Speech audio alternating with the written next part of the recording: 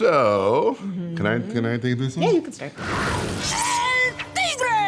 So for El Tigre, the original idea was it's a Mexican nuclear family. And it was actually called Familia Nuclear. Familia Atómica. Then from that, it evolved into this idea of a little kid whose dad is a superhero, whose grandpa's a supervillain. And that all came from us, like our families. And you are who? My name is Sandra Equihua, I'm Jorge Gutierrez, and we are the creators of El Tigre.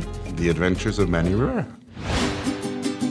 I know it sounds crazy, but back then having a character or a show that was not about a Caucasian kid or girl the culture part was of it. super rare. Yeah. Then I'm gonna hold my breath until you change your mind. There were no Mexicans. There was no Mexican cartoon that you could latch onto. And I kept saying, like, there's a whole generation of kids who grew up watching Dora, and they hopefully think a brown main character is a normal thing. But also, you know, there was a huge untapped group of Latinos that weren't really being represented on TV. Hey, you're just a little kid. I remember sitting down with Sandra and saying, we should do something that is really personal. But it was also like based a lot on our families. And then the character of Frida was based on me. The relationship I have with Jorge is very much like we're always in it together. So it's the same relationship that Manny and Frida had. When you learn that. We met at a punk rock concert in Tijuana. She was 2 hours late to our first date. I'm so late all the time. So I go into the mosh pit, taking all my aggression. I get punched in the face, and someone yells, "She's here!" And I'm like sweating, and blood's coming out of my nose.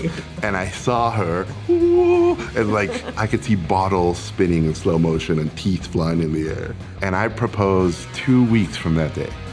And she said no. We were 17 and 18, dude. Did you hear that? That was my heart breaking. But it worked out, man. Here we are. Because we were the first show to be digital at the time, we were getting some negative resistance from the veterans and the old timers at the studio. And we had to earn their respect. Watch a good boy. No, he's evil.